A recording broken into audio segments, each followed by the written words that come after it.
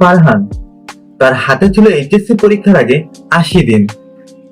তার পড়াশোনা কমপ্লিট হয়নি, রেজাল্ট মাঝারি, তার ভেতরে চাপ। সে আমাকে একটা প্রশ্ন করেছিল, ভাইয়া, 80 দিনে কি গোল্ডেন এ প্লাস পাওয়া সম্ভব? আমি তাকে তখন সরাসরি কোনো উত্তর দিইনি। তাকে আমি একটা আয়না দেখিয়েছিলাম। ফারহান ফারহান সারা বছর পড়েছে, কিন্তু ধারাবাহিকতা ছিল না।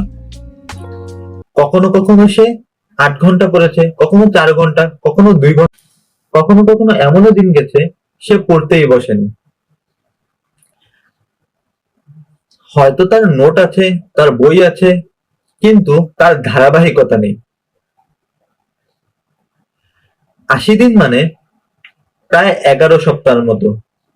11 সপ্তাহকে তুমি যদি 6 ঘন্টা দিয়ে গুণ দাও, তাহলে মোটামুটি মোটামুটি হিসাবে 480 ঘন্টার মতো সময়। পরীক্ষার আগে বা তুমি যদি 480 ঘন্টা তোমার পড়াশোনায় মনোযোগ দাও, গোল্ডেন এ প্লাস পাওয়া সম্ভব। 480 ঘন্টা অনেক বড় একটা সময়। শুধু তোমার কাজ করতে হবে সেই 480 ঘন্টাকে তোমার ভালোভাবে ইউজ করতে হবে। কারণ এখনকার মতনই যদি তুমি তোমার 480 ঘন্টাকে অতিবাহিত করো, পড়তে না বসো, শুধু ভেবেই যাও যে আমি পড়তে বসবো, আমার এ প্লাস লাগবে, তুমি চিন্তাই করতে থাকো, তাহলে সেই টার্গেট গোল্ডেন এ প্লাসের সেটা সম্ভব নয়। ফারহানের সমস্যা আসলে পড়া না, তার সমস্যা অন্য জায়গায়। তার সমস্যাটা হচ্ছে সে মোবাইল নিয়ে পড়ে থাকে। সে অন্যদের সাথে নিজেকে তুলনা করতে বিজি থাকে। সে ভাবতে থাকে যে অনেকেই তো পড়াশোনা শুরু করেছে, অনেকেই অনেক কিছু শেষ করে ফেলেছে, সে কি এই অল্প সময়ের মধ্যে পারবে? সে ভাবতে থাকে আমার যখন মুড আসবে, আমার যখন মন বলবে যে আমি পড়তে বসবো বা আমার মন চাবে, তখন আমি পড়তে বসবো। এগুলো হচ্ছে অনেক বড় সমস্যা। কিন্তু এইগুলো না ভেবে যদি ফারহান পড়তে বসতো, তাহলে সে শুরু করতে পারতো। সেই শুরুটা 480 ঘন্টা সময় দিতে পারতো। 480 ঘন্টা মানে অনেক বড় একটা সময়। তাই আমি তাকে বলেছিলাম, তুমি গোল্ডেন এ প্লাস পাইতে চাইলে তাহলে তুমি একটা গোল্ডেন রুল বানাও, একটা গোল্ডেন ডিসিপ্লিন বানাও। সেই ক্ষেত্রে তুমি 3টা কাজ করো। প্রথমত, তুমি তোমার মোবাইলের যে ব্যবহারের সময় সেটাকে লিমিটেড করে নাও। 1 ঘন্টা, 1.5 ঘন্টা বা 2 ঘন্টা, এরকম একটা টাইম লিমিট করে নাও। এর বেশি তুমি মোবাইল টিপবে না, মোবাইল ব্যবহার করবে না। দ্বিতীয়ত কাজটা হচ্ছে, তুমি তোমার পড়ার টাইম ফিক্সড করো। তুমি প্রতিদিন ফিক্সড করো যে কয় ঘন্টা তুমি পড়বে। সেটা 6 ঘন্টা হোক, 7 ঘন্টা হোক, যত সময় হোক, তুমি তোমার মতো ফিক্সড করো, কিন্তু সেটা ফিক্সড থাকবে। তুমি তোমার মুড থাকুক, তোমার মন চাক বা না চাক, তোমার সেই সময়টা প্রতিদিন পড়তেই হবে। আর তৃতীয়ত যে রুলস সেটা হচ্ছে, তুমি প্রতি সপ্তাহে একদিন সেলফ টেস্ট দিবে। অর্থাৎ তুমি যা যা পড়েছো পুরো সপ্তাহ জুড়ে, সেগুলো তুমি টেস্টের মাধ্যমে নিজে ঝালাই করে নিবে বা রিভিশন দিতে পারো। প্রথম 10 দিন তোমার জন্য একটু কঠিন হবে, কারণ তুমি নতুন একটা হ্যাবিট বা নতুন একটা রুটিনে প্রত্যাবর্তন করেছো, নতুন একটা রুটিনে এন্টার করেছো।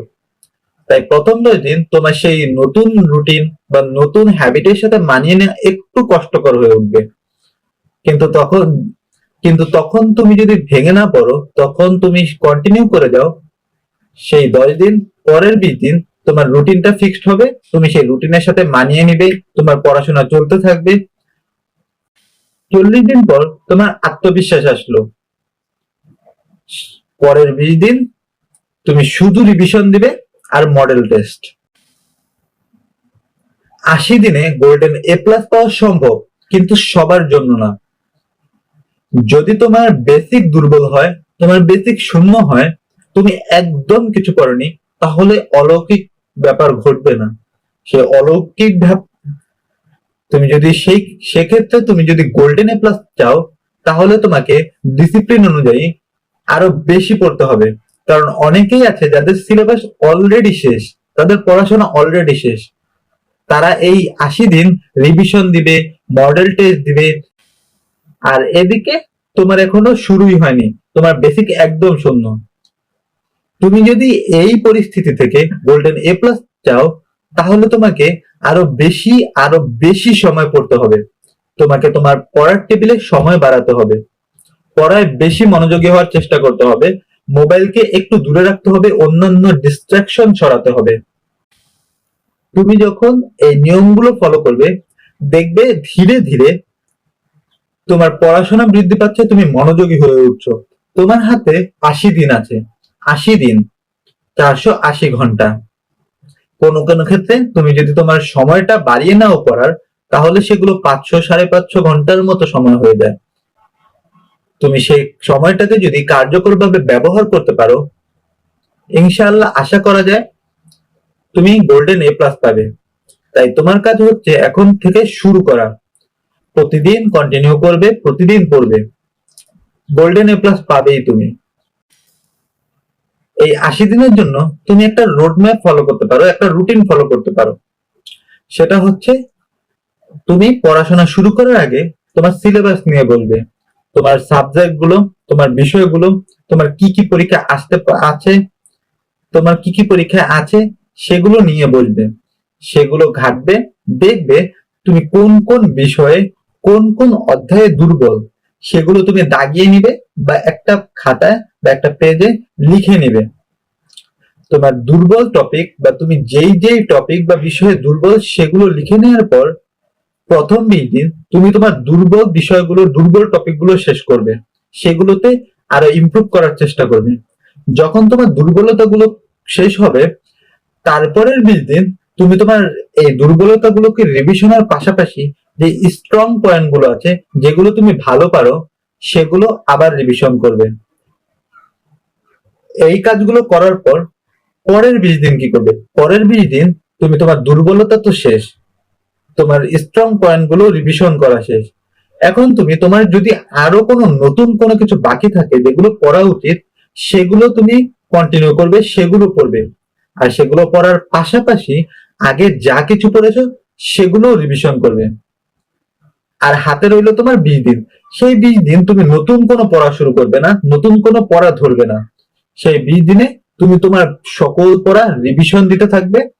আর তোমার যে টেস্ট পেপার আছে বা বিভিন্ন কলেজের যে টেস্ট পরীক্ষা বা যে বোর্ড প্রশ্নগুলো আছে বিগত সালের, সেগুলো দেখে দেখে মডেল টেস্ট দিতে থাকবে, সেগুলো সলভ করতে থাকবে। এইভাবে যখন তুমি কন্টিনিউ করতে থাকবে, তুমি দেখবে তোমার ভিতরের যে ভয় বা চিন্তাগুলো ছিল সেগুলো দূর হয়ে তুমি আরো আত্মবিশ্বাসী হয়ে উঠছো। আমি ভিডিও শুরুতে একটা কথা বলেছিলাম, আমি ফারহানকে সরাসরি উত্তর দিইনি। আমি তাকে একটা কথা বলেছিলাম, আমি বলেছিলাম যে তুমি গোল্ডেন এ প্লাস পাবে কিনা ৮০ দিন পর সেটা জানি না, কিন্তু তুমি ৮০ দিন পর যদি তুমি এই নিয়মগুলো বা এগুলো ধারাবাহিকভাবে কন্টিনিউ করতে পারো, মেনে চলতে পারো, তাহলে ৮০ দিন পর তুমি সেম মানুষ থাকবে না। ঠিকই, সে ৮০ দিন পর এ প্লাস পেয়েছিল, শুধু এ প্লাস না, গোল্ডেন এ প্লাস পেয়েছিল। গোল্ডেন এ প্লাস এর চেয়েও সবচেয়ে বড় কথা হচ্ছে সে তার আত্মবিশ্বাস ফিরে পেয়েছিল।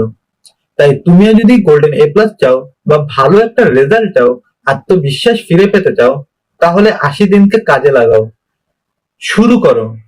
শুরু করলেই তুমি দেখবে তোমার সেই কাজটা বা তোমার পড়াশোনাটা গুছিয়ে উঠছে। কিন্তু তুমি যদি শুরু না করে চিন্তা ভাবনা করতে থাকো, ভাবতে থাকো, ভয় পেতে থাকো, তাহলে সেটা আর কখনোই শুরু হবে না। সেই চিন্তা, সেই ভয়েই থেকে যাবে। তাই আজ থেকেই শুরু করো তোমার পড়াশোনাটা।